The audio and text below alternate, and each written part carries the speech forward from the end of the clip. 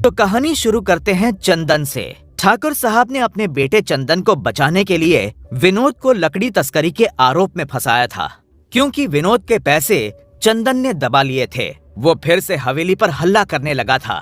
ठाकुर साहब ने उससे लड़ने के बजाय उसे दोबारा पैसे देकर भगा दिया, पर चंदन को ये बिल्कुल ना सुहाया। रास्ते में कीरत के खेत के पास चंदन और कल्लू ने उसे पकड़ लिया।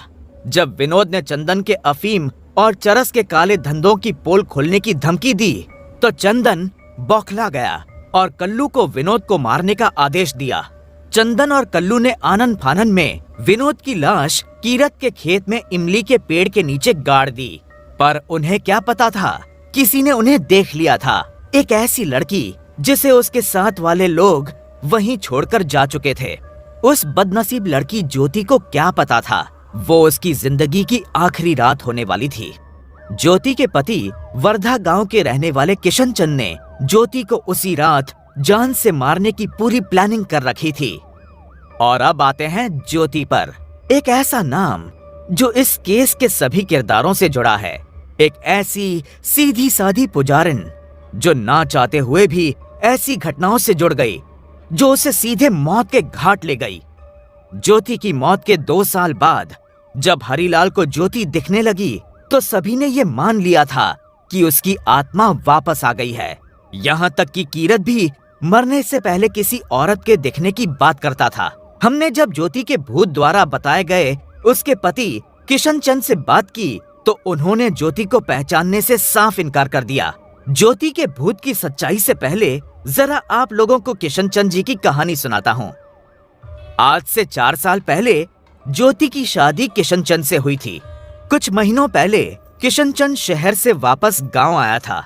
इन्हें गांव की जिंदगी रास नहीं आ रही थी और आए दिन ये अलग अलग लड़कियों को अपने झांसे में फंसाने की कोशिश करते रहते थे।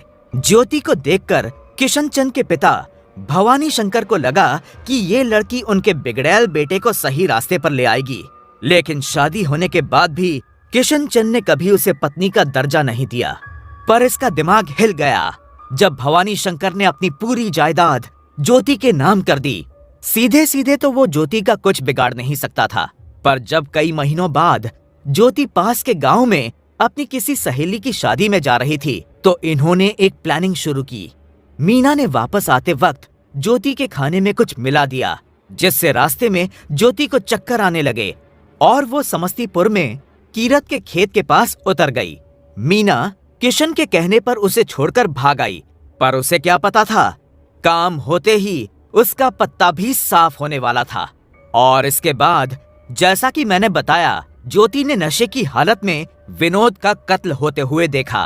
पर उस रात के इत्तेफाकों का सिलसिला यही नहीं रुकता है। अब एंट्री होगी इस केस के सबसे बड़े गुनहगार मदन सिंह की। इस आदमी ने अपने अंदर के लालच और हवस के नशे में पूरी इंसानियत को कलंकित कर दिया। विनोद की लाश को गाड़कर जितनी देर में चंदन और कल्लू वहां से भागे, मदन सिंह अपने दोस्त कीरत से मिलने वहां पहुंचा। पर ज्योति को वहां देखकर मदन उसे पहचान गया था। मदन ने उसे सीतापुर के एक मंदिर की रखवाली करते हुए देखा था। 1-2 बार तो वो मंदिर में उससे मिलने भी गया था, पर उसके गलत इरादों को देखकर ज्योति ने उसे बढ़िया सबक सिखाया था। पर आज मदन सिंह समझ गया था ज्योति एकदम अकेली और नशे में धुत है, और ये दुष्ट कूद पड़ा उस लाचार ज्योति पर।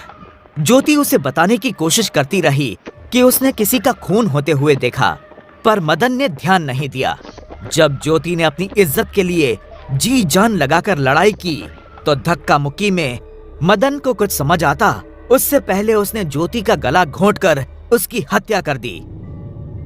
इस पापी को फांसी की सजा हो, मार डालो इसे, जेल में फेंको इसे। इस पापी को फांसी की सजा हो, मार डालो इसे, जेल में फेंको इसे। अरे अरे शांत हो जाइए, सर को बोल लेने दीजिए। आप लोगों के जो भी सवाल हो अंत में सर सबका जवाब देंगे।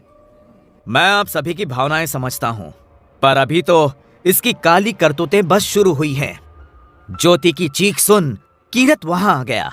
मदन ने उसे बहला फुसलाकर भगा दिया। उसे लगा कि इस बेवड़े को तो कुछ भी कहानी पढ़ा देगा अगली सुबह। जब तक कीरत को सुलाकर मदन वापस आया किशन चंद के भेजे हुए सुपारी किलर्स मीना को ठिकाने लगाकर ज्योति को मारने आ गए थे, पर ज्योति तो पहले से ही मरी हुई थी। वो लोग ज्योति को वहीं छोड़कर चले गए। मदन सिंह छुप तो गया था, पर उसे भी समझ नहीं आ रहा था कि वहां चल क्या रहा है। और उनके जाने के बाद इस दरिंदे ने ज्योति को खेत के एक कोने में गाड़ दिया। उस पवित्र लड़की को अपमानित करने के बाद, उसको जान से मार देने के बाद भी इस पापी के पापों का घड़ा नहीं भरा। आप लोग सोच भी नहीं सकते इसके बाद भी कैसी अनोखी साजिश रची इसने। कीरत के कत्ल और हरिलाल से उसकी जमीन हड़पने की साजिश। मदन सिंह, अच्छा होगा कि तुम खुद अपने मुंह से बताओ कि तुमने क्या किया, कैसे किया और क्यों किया। मुझसे गलती हो गई साहब, बहुत बड़ी गलती।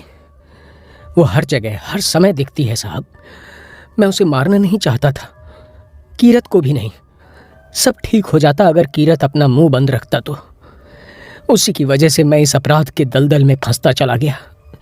मुझे बचा लो साहब। अगर एक बार और तूने ज्योति के भूत की कहानी हमें पढ़ाई ना, तो मुझसे ज्यादा ये लोग तुझे पीटेंगे। मदन सिंह, चुपचाप ये बता कि तूने कीरत को क्यों मारा।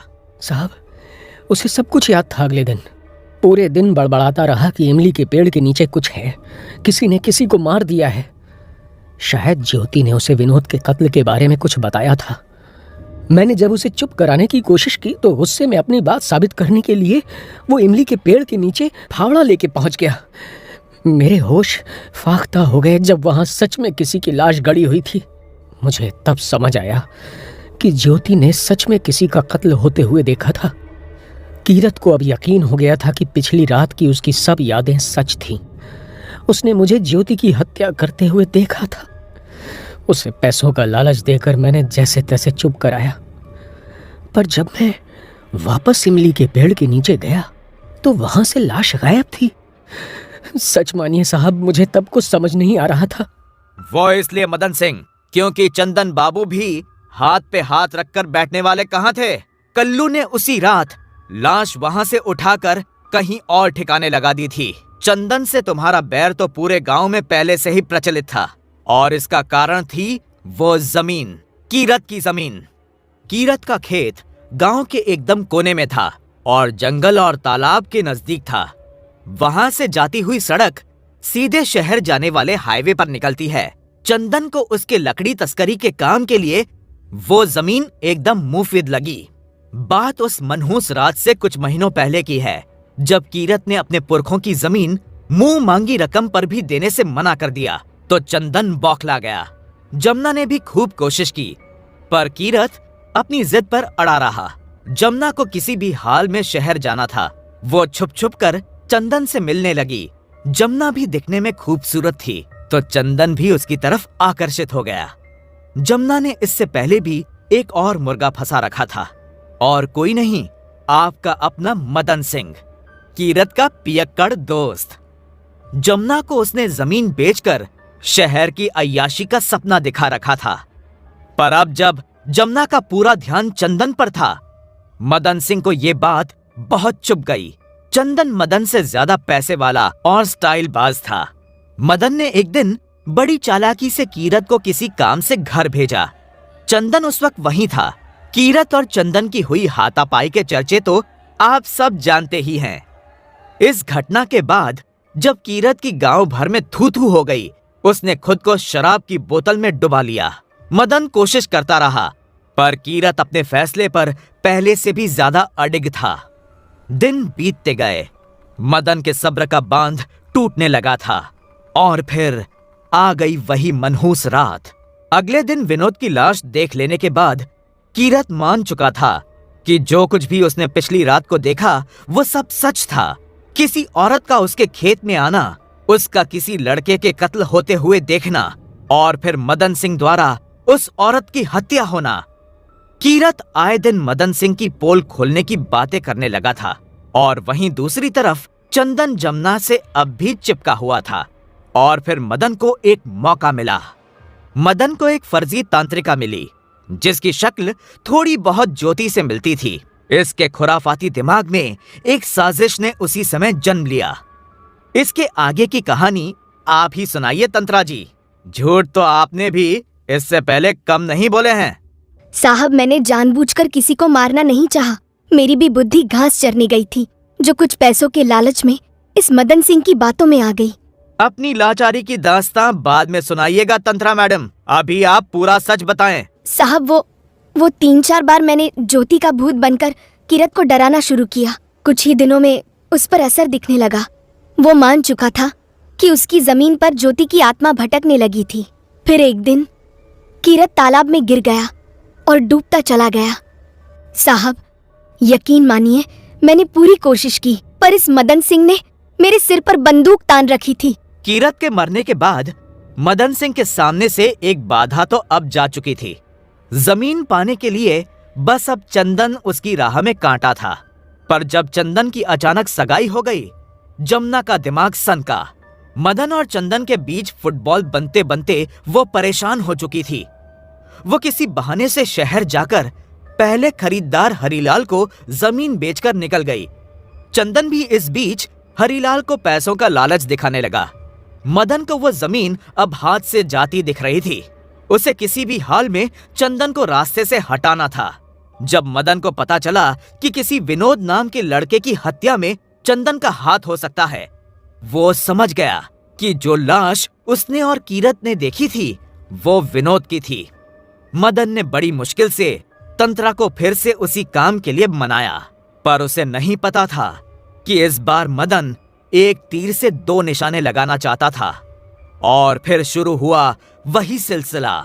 बार बार हरीलाल के खेत में ज्योति के भूत का दिखना, उसका विनोद के कातिलों चंदन और कल्लू का नाम बताना। और फिर ठीक प्लान के अनुसार हरीलाल हम तक आ पहुंचा। जब उसके खेत में विनोद का कंकाल मिला तो पुलिस का शक चंदन पर जाना लाजमी था। पर विनोद की लाश तो चंदन ने वहां से हटा दी थी। आप लोग भी ना, हमारे अपने क्रिमिनल मास्टरमाइंड को आपने क्या समझा है? कहानी जारी रहेगी।